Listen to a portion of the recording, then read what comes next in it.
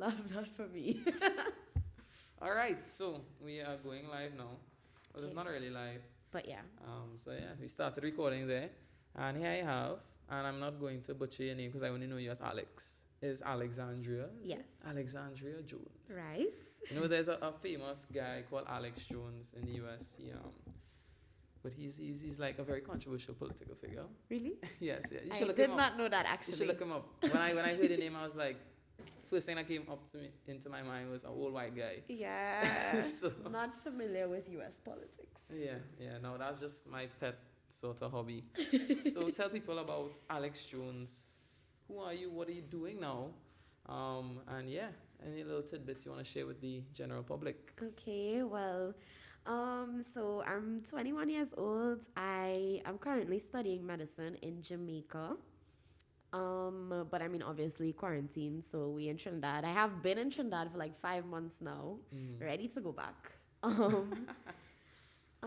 Yeah. What else? I'm very big on educating the public, I suppose. And so this conversation we're about to have, scholarships and whatever, is not something that's spoken about often. And I think that's kind of ridiculous. And so I'm glad to be here talking about this. And I feel like my whole Instagram is based on teaching people things, random things. Random things. So that's me. So if you check her out on Instagram, and most likely, definitely her link will be in the description, you'd see that I saw some yoga videos on her story. You'd see some motivational things.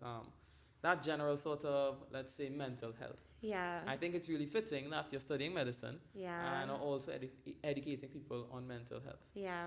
All right. Now, I asked you your motivation for that and all sorts of things before, but we don't really have to go into that today because the space that you're in now is you're going for your medical degree. Right?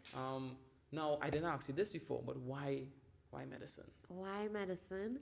It was never medicine for me. Coming up through high school, like, you have the group of science students and they're all like, we're going to be doctors. Really? Yes, that was me. Yeah, it never appealed to me. But literally nothing appealed to me. Like working in general didn't really appeal to me. And so then in Form 6, I went to this thing called CYSF, which is Caribbean Youth Science Forum. I don't think they do it anymore. But it's basically a bunch of professionals giving lectures on like what they do and what are the options in the Caribbean for science-based careers. And a doctor came to speak to us. She was a cardiologist actually, and I think she had a subspecialty in like arterial sclerosis or something like that. And she spoke about the fact that every day she gets to go to work and save lives. And I was like, like Wow. I was like, wow, that's amazing. And I'm a big people person. And so I guess I kind of always wondered, what can I do where I will be interacting with people and be fulfilled? And I don't know how it never clicked for me before that moment, but I was just like, wow, I should be a doctor. That makes so much sense. So yeah. I think you're one of the lucky ones because I think I'm a little unlucky in the regard that I've also done sciences and I've also thought that this is my little clique and we're gonna do sciences. We're gonna get science scholars and we're gonna be engineers. We're gonna be doctors. Yeah. I think I had negative motivation to work. I could not fathom myself being an engineer or being a doctor. Yeah. But I was like, you know what? Let's do it, and that was what's popular. So Sometimes I yeah. still can't because we know, because I want to be a surgeon, and we know that internship and residency and stuff, their schedule is like they go to work at like, I don't know, 5 a.m., 6 a.m., and they're there till like 8 p.m., 10 p.m. I still can't imagine myself doing that. But I know that once I get through that period, I will be extremely fulfilled. But I also think I'll be done with it by the time I'm like 50, to be honest.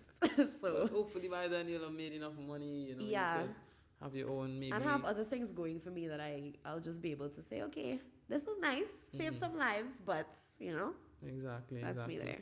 And so we're back. Yeah. Back like we never left. Now, there's something there where we just touched on a little bit about, well, as you mentioned, we're going to be talking about scholarships here. So you're Right. on a scholarship. I am. And we were talking a little bit about figuring things out. Right. And I think that so I'm going to build this up a little bit. Scholarship for me is seen very much as an end goal for a lot of people instead of a platform for something else. Yes. And I see oftentimes that people like myself can get caught up in the search for a scholarship and then have no clue what they want to do with it. Right? And I think that that's okay, as we mentioned. It's okay not to have everything figured out. Right. But I also think that it's not okay to just go off into the wind, and not just let life take you, but not take what you're doing too seriously because you feel like it's as though you deserve that scholarship sort of thing. It's a hard balance to reach within yourself between those two things. But I also think that high school students, it's an end goal because we really have no idea what university is like or what it is. Because it was an end goal for me as well. Like, you go through school and you're doing your best, and at the end, the trophy of Form 6 is a scholarship. So that's what you're going for. Yep. You don't really know where that's going to take you after. And so I don't know how we fix that. Yeah, I mean, it's an interesting thing because I've been very lucky to have the option or the other options. Yeah. So I've worked at a place called IVH Global where we're on set right now. Right. And there, through the guidance of the admissions counselor, so we do admissions consulting, we do SAT lessons, and just preparing people for college, not in Trinidad. Yeah. Right? And it was really eye-opening for me because I thought, I got a scholarship, I made it. Yeah. Let me just pick a school and let's go. Yeah. Right? Pick a school, let's go. But what I really got to learn is that, first of all, maybe the scholarship isn't my best option, the government scholarship. Yeah. And secondly, not only is that not the only option, that there are other better options, right? So I'm going off to University of Pennsylvania, and it's as though I have a government scholarship, but with no strings attached. Yeah. Right? So I think I've really been benefiting from seeing the other side of things. Now, you are on your government scholarship. First up, any regrets? Well, we talked about this. I told you that I try not to do regrets. But I did not know anything about these kinds of places. And so at the time, between the two options, I didn't know that there was something that could guide me into going to school in the States. I felt very alone. I had no idea what I was doing. SAT is expensive. Yeah. Right? So it was like, I have an option to just go to Mona, which is a good school, right? In my head, this is what I was thinking, right? I have this, or I could kind of pay for SATs and try to figure out by myself what I'm doing, what are good schools to apply to, like, does it really make sense? And at the point in time, maybe it was like the easy way out, but it just felt simpler to go to Mona. That's for sure. Yeah, That's for sure. but if I knew about places like this and I knew all of the options back then, and I knew, well, hindsight, 2020. If I knew back then that at the end of this journey, the US is kind of where I want to end up anyway, then I would have spent a lot more time trying to go that route. That's true. Okay. You get me? So it's not a regret, but if there's anybody now who asked me what's the best option, I would tell them that they should look into going to the States. Interesting. But do you think that so I was asking you about this before and I wanted to repeat it. Yeah. The scholarship, right? First of all, I would like to, if I had to change the scholarship system, the first thing I would change is the name from scholarship to loan. You have a government loan, right? Right. This is a government loan. Right. And that we have to go to school and then through some form or the other pay it back. Right. Right? what are your intentions after you finish school? Mm. How are you going? Because there are options to either pay it back or you come back to Yes. work and whatever. Yes. So for something as expensive as a med degree, I think that the agreement is 5 years. You would Mm-hmm. have to work for 5 years. Yep, yep, yep. Which is not an option for me because, as I told you before, the you are limited in the Caribbean and in Trinidad especially by what specialization you can really do here. And I don't want to be limited in any way. Mm-hmm. And I know that I am capable of being so much, and being in this country does not let me be that, you Mm-hmm. know? So I will likely pay off my scholarship. And I think that that's okay because at the end of the day, I do plan to come back to Trinidad and work as a specialist here, which will benefit the country eventually. But I just, the system right now is that I think that if they, you have 6 months where they have to place you in a job, Mm-hmm. and then after that 6 months, if they don't, you get another 6 months where you have to prove that you were trying to find a job for yourself. And if Mm-hmm. both of those things fail, then they release you from the contract. But that's a year of my life, It's like in gone. limbo. That makes no sense, you know? So I think I'll be paying mine off. But that's a personal option. I think that's a fair way out. But coming back to work for some people, as it is for you, is not an option, and it may be a bad option because first of all, you were mentioning that when you come back to work, it isn't particularly the type of work that you're looking for. Yeah, that you spent all this time stressing to get your degree, and Mm-hmm. then you end up somewhere that makes no sense for you. Yeah, yeah. And worse yet, on top of that, it isn't like you're trying. I would be fine with if I came back and it isn't in my exact coursework or Yeah. what I did my degree in, if I didn't get an exact job in that.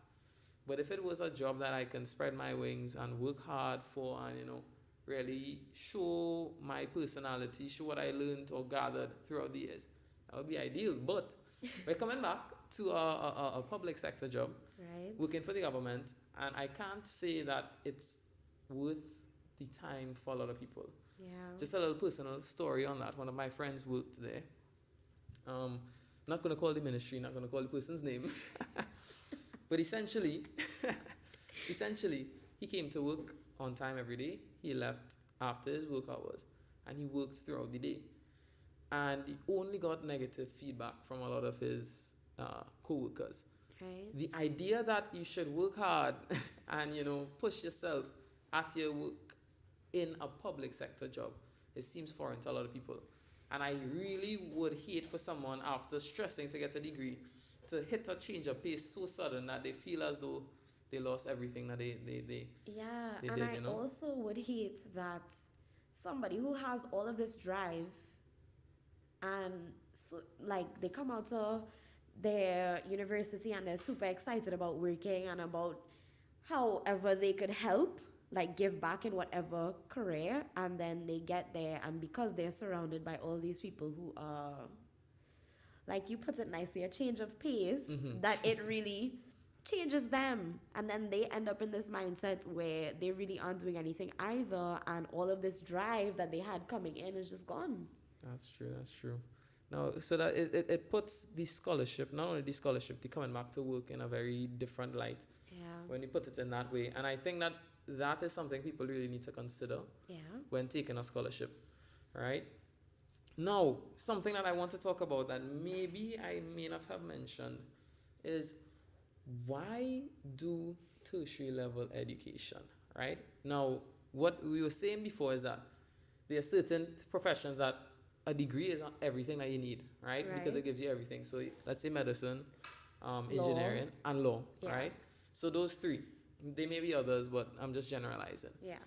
But I think that if someone does not have the drive to go for any of those or is entering university with a laissez-faire attitude, it could lead to a lot of time wasting. Right. And not only that, the emphasis that the country places on a degree is, I'd say, flawed.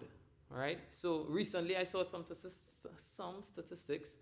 not going to quote exact statistics, but essentially over 50% of business owners in the US don't have a degree. Oh, yeah. And they employ over 50% of the population.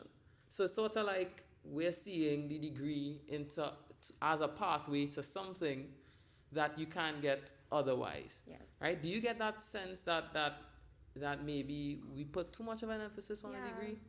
I do, definitely. The world is changing. Mm-hmm. The world is changing. And so a long time, well, let me not say a long time ago, but like when our parents maybe were going to school, there were lots of jobs that you needed a degree. There were lots of things you couldn't do without having a degree. Yeah. You know, but now it's like you have a degree and what?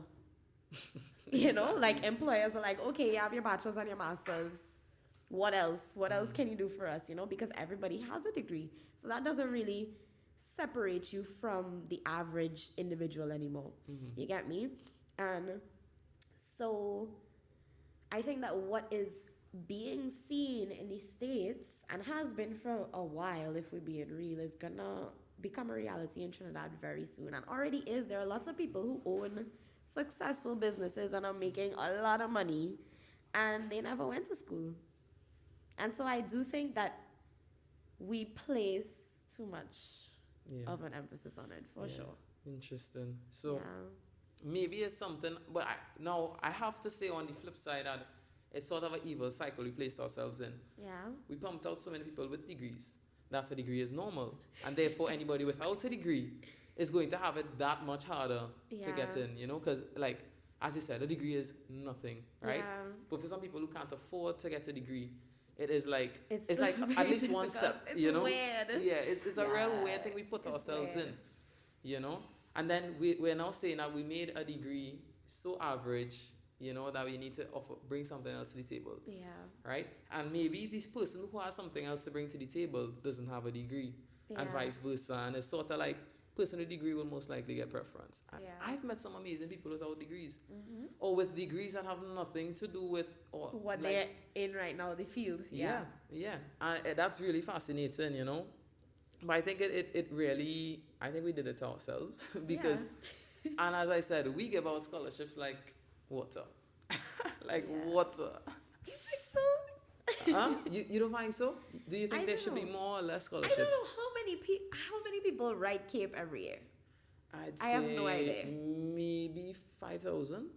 Is Really? that too low of an estimate? I don't know why I thought it was more than that. It probably was more, you know. So let's say, I think my dad gave me a number. Either 20 or 40,000 people did SCA, which means, let's say half of that did Form 6, if so much. So maybe 10 to 20,000. And then out of those, we give out about in 400. my year it was about 400. I think that it's going down every year. I don't know for sure, but I think that over time, like, the government is probably realizing, okay, maybe this is not as sustainable as we originally thought, because my year it went down, and I don't know what it's been the years after, but what year was that? 2017. Because I think 2016 it was massive. I think they had around 600. Really? If memory serves me correctly. Yeah, they crazy. only had 4 something in my year. Yeah, it's going down, but it's kind of uneven. So it's like really fluctuating around the 400. Weird, but okay. It's really weird. But and another question I posed to you was: do you think that those 400 students deserve $3 million from the government to go to school? Well, everybody does not get $3 million. First of all, but I do agree with what you said before, where it does create a space where, like, people who probably deserve a scholarship and who deserve to go to school and have that paid for do not get it. But I don't know, because like you were talking about the fact that in the US system, and even because in the Caribbean, getting into stuff like medicine, you need to be very all-rounded. Like, they have a system where they have categories. So, like, your academics, sports, languages. Interesting. Yeah, they give you a score out of 30. Yeah. And maybe they should look into doing something like that for CAPE. But I don't know how they would monitor that. I I feel like it's agree. just easier to say, okay, well, you have all distinctions, so we'll pay for you, you know? Right, right. I really think that first of all, putting scholarships in categories is a little weird for me because if I were to use my government scholarship, I got a scholarship in natural sciences. I got into the College of Arts and Sciences at Penn, and I'm going to be Right? studying stuff like economics, politics, Yeah. philosophy, that sort of thing. You know, so maybe the categories in itself is kind of small-minded because Yeah. you are assuming that. Well, I don't know what's the rationale behind it, but people think that you're going to use the scholarship for that purpose. And not only that, by just looking at grades, they're assuming that doing well in Cape automatically means that you're gonna like do well in life. You know what I mean? Yeah, yeah. And you were So pointing out the US system, that they yeah, look at everything holistically. yeah, which is not necessarily true because I think it's been researched and proven that a well-rounded individual will likely do better than somebody who is just like solely academically focused. For sure, You know? for sure. So they probably do need to look into that. You're right. Yeah, yeah. And you don't get, your academics doesn't determine your passion. Exactly. I think that, and the US universities really look for that. They want to see Yeah. that you have a passion, even if it's not for a specific subject area, you have a passion to change something, Exactly. to, be a sort of catalyst for something. Yeah. So I think that's something really worth looking into. Sort of making the scholarship system competitive for everyone. So if you're an excellent athlete, right, and you are doing pretty well in your school, I think that the government should look into giving you a scholarship. Yeah. And in the US, you can get scholarships for Through being that, good in the yeah. academics, because doing well in sport, yes, a lot of it comes from natural ability, but But I don't think it does. it comes from a lot of hard work, Yeah, a I passion, don't think you doing need well in drive. sport. I mean, yes, like natural ability helps, but natural ability can only get you so far. Mhm. So, but I think that the Caribbean on a whole is still very stuck in math and science and business means more than sport and art. You get what Yeah. I mean? Yeah. And that needs to change. Mhm. That needs to change. Maybe, yeah, I think, but the problem is putting a lot of, because it's not going to be easy to make the scholarships so broad, I guess. Yeah. To try and tell people you have to apply, you need to be very all rounded. Like, putting that in the hands of the government is going to take way longer. If they're just happy to get their CAPE results and say, all right, you could get your scholarships, right? Yeah. Because it really comes down to, again, the public sector moves a little slower, and well, I mean, Yeah. it has to work like that, to give all its workers. You can't really fire someone and those sorts of things. So one of the things that I wanted to put forward, and I'd like to hear your thoughts on that, is privatizing scholarships. Meaning, and a lot of schools do this, the scholarship that I got, they all had someone's name. So, or a company, right? So Yeah. it'd be like, I got the, I don't know, Jane Doe Scholarship, or I got this, the World Scholarship, which is sponsored by some organization, Right. So maybe we should encourage our local businesses to sort of take that burden of success of the next generation into their own hands. Take an interest in it. Yeah. It's the least they could do. Maybe you could get a little Massey skull. Yeah. I feel you. I think that would be cool. I feel you. And I think that if more businesses did something like that, that it would run a lot smoother as well. Because they're not wasting their money. Yeah. They're not. Yeah. Because at the end of the year, they have to be held accountable. Yeah. Right? They will fire people if they don't do the job well, if they do it on time. Compared to the government, it's in some cupboard somewhere, and you have to. I feel like I shouldn't be saying this, but yeah. I am saying it because I am annoyed. But yeah, so I think that would be pretty cool. I wouldn't mind, and I think there'll be less strings attached to those sort of scholarships. They can't really expect, I guess, people to come back and work for them because they might. You're a doctor, you can't come back and work. Exactly, exactly. But I think I it'd be get you. really cool, and it was something we at Ivy Edge were looking into, is approach companies, tell them, and it's sort of like, I guess they sort of, forget the name for it, but they show that they're helping the general public. Yeah. Right? We were going to approach them and show them, all right, we have these fellas from Ivy Edge, so like myself and Ivy Edge alumni. who are looking to go away to study, they are offering, let's say monthly blogs for you to put up on your site, Yeah. right? And in exchange, you would sponsor this, so you buy them a laptop, all those sorts of different things. Yeah. And I think that that's a good stepping stone for, I guess, everyone else to start taking accountability Yeah. for what our scholars are doing, because, and you may know, but I know for sure, people will take their scholarship and vanish from the face of the earth. Yeah. I think that maybe like last year or the year before, the government released a list or something into the papers where they were like, these people. Oh, money. Oh, jeez. It's really bad. Oh, jeez. Yeah, it was really bad. I think I saw that someone's going to court for $3 million because he went to med school and they thought that he was gone. Yeah, it disappeared. But I also, the conversation we had earlier where we talked about the fact that, like, the importance of alumni and the fact that UE doesn't have any functioning kind of alumni that are trying to be the catalyst for change, or at least if they aren't, sponsor people and help people that would, and I think that is something. That's terrible. Huge. That is huge. So Yeah. Paige, who runs Ivy Edge, she said the alumni network in Princeton is massive. So It she would went to be. Princeton. Yeah. She said that is probably the biggest thing for her leaving school. The contacts that you make, the pride that they had in their school. So Yes. most of our universities' money, yeah, they may get some grants from the government depending on how well they do, but a lot of the money comes from their past students pumping millions and millions into the school. Yeah. I have to write a letter to some Penn alumni who sponsored me. So as I said, they had names of the people who gave me scholarships. Yeah. I'm going to write a letter to them telling them, thank you, who am I, what do I plan to do, that sort of thing. Yeah. And that accountability is amazing, Yeah, it's important and we don't have it. Yeah. But I mean, that's also because trainees don't really see the value of networking a lot of the time. Like it's That's true. so important, and I don't feel like we stress that. It is, it's probably the second biggest reason for me going away to study. Yeah. Because the kind of people I'm going to meet there, Yeah. it's going to give me such an edge in life. Listen, your contact so important.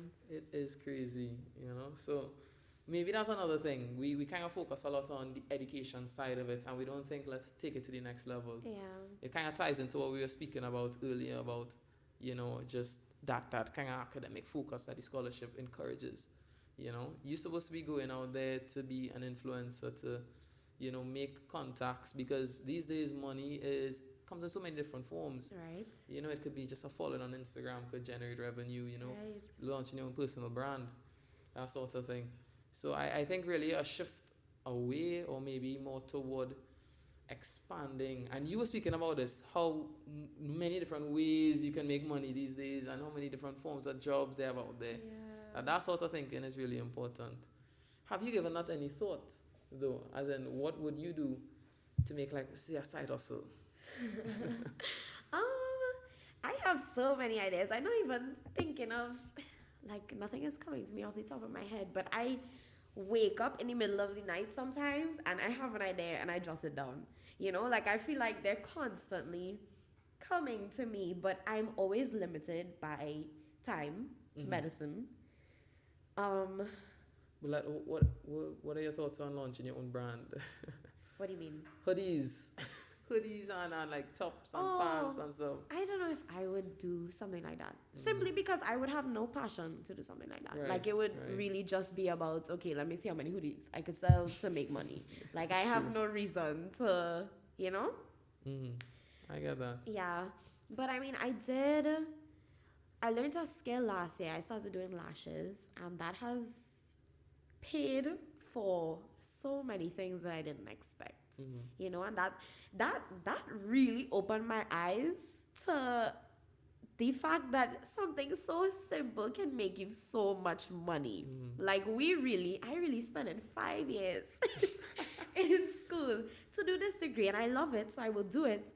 But there are just so many other avenues from simple things. Like, once you build properly, once you build your business properly, it has the potential to make so much money, even if it's something like cosmetology type things, you know? I am gonna have someone on soon who's a businessman. He's in UAE right now, but he started his business years ago. Yeah. Pegasus Punch.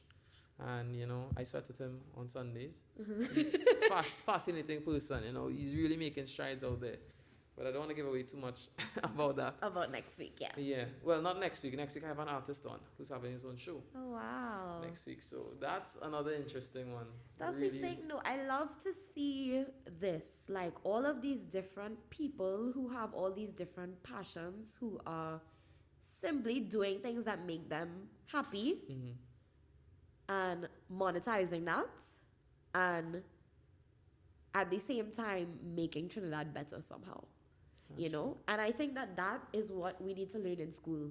Mm. Like we need to come up through school learning, my job is to make this country better however I can. How am I going to do that? As opposed to my job is to be academically inclined and get a scholarship and go to college and get a degree. And to make as much money as possible. And to make as much money as I can, Mm-hmm. And I think that, like for me, I grew up I went to convent, St. Mm-hmm. Joseph. So that's a very, very kind of, academics is the most important kind of environment. And I think that I had to unlearn that after school. Like I had to spend time teaching myself that this is not true. That rhetoric that you learned through high school, like there is so much else that's just as important, Mm-hmm. That's So very you need true. to teach that more. That was the same thing I did in my gap year. My eyes were open. I thought I was, It's crazy, I thought I was doing like so I was looking for a job. right? I thought that the job market would have been begging for someone like me. Little did I know that, academics don't always cut it. Yeah, most of the time they mean very little. Yeah. And when someone asks you, what are you going to bring to this company? I can't tell them I'm bringing 4 ones to the company. Exactly. That doesn't help, Exactly. That doesn't help.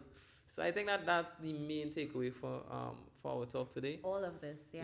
There's always another option, and one of the most important things I like to stress is find a passion. Even if you Right. can't put a subject or career to your passion, find something that you like to do that brings you happiness. And I know you really on that mental health being very central to your life, Yeah. sort of thing.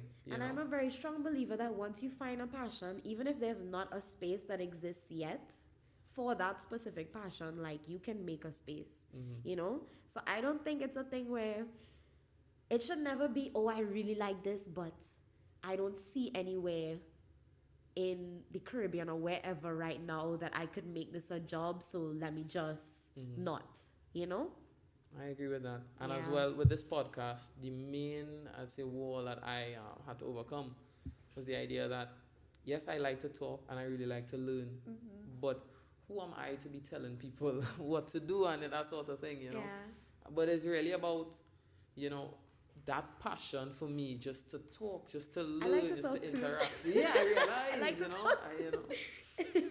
I think talking is my favorite hobby, even if you could call it a hobby or not. It is. This You is know? so important, You don't even understand, like podcasts and the youth coming up and having a voice and making it okay. Because when you speak and you are comfortable speaking, you really kind of allow other people to do the same thing, and that is paramount. Yeah. So this is great. I'm really excited to see where this goes, Other things in the book, some things cooking Yeah. in the head. I don't write down. I'm not a good, let's say, person to write things down and remember. So I don't. That's why I write it down. Yeah. I'm such like a list kind of. I have books and journals and I write everything because I will forget. I think that my wrist wasn't made to write. I don't write. I don't. I try to type, I'm an audio learner and I remember by hearing, Yeah. right? But it's a weird space to be in because then I had recording voice notes to myself and that's stupid. It's not. I used to do that for languages. Really? Yeah. Oh, that's good. Even though I'm not really. I'm audiovisual, but I write a lot. Like sometimes writing is what helps me to focus. Like if I'm not writing something down, I can't focus on what it's saying. Interesting. If that makes any sense. But yeah. I have no notes from my last 2 years in school. That is crazy. None. That's crazy. I had like, if teachers wanted me to write down something, I write it down. Yeah. But it just never clicked to me. I needed to be 100% focused on what the teacher was saying. No, but that's so crazy to me, and you just remember. Yes, Just but like I that? also, what I would do is like Wow. highlight important stuff in the textbook Right. and just shout it to myself when I go home in the night because it will click to me if I hear it, you know. Wow. So, but it was a weird space to be in because we focus a lot on writing as a way of learning We in do. schools, and it didn't click for me. So, what oftentimes I would look as though I'm delinquent because I would, if because the teachers had to regurgitate it over and over again. When they're writing, there's like silence in the class because other people are writing and I'm not. So I may fall asleep, Yeah. that sort of thing. So it was a weird space to be in, but I think I did well with it. Um, so and here I am, you know. I don't know if it will work for university though. We'll see. I get you. We'll see. Definitely doesn't work for me, but I think that's amazing. If I could just listen to things, I feel like I'd save so much time. Because writing is very time consuming. That's It the is. thing. It definitely is. So, That's one of the reasons I got the phone that I have. They have the best voice to text transcription on a phone. So I don't think I'll ever write again. I'll just talk out my essays and stuff. yeah. But yeah, so this was wonderful. Thank you for your time. No you know, problem. I know we deviated a lot, but I think that that's the sort of space that I really wanted the podcast to go in. Yeah. You know, people have much more to offer than just what I had in mind for a podcast, you know. So this was wonderful. I hope you had a very good time. A great time. Thank you for having me. Not a problem. All right, guys. I'll see you all next week. Yes.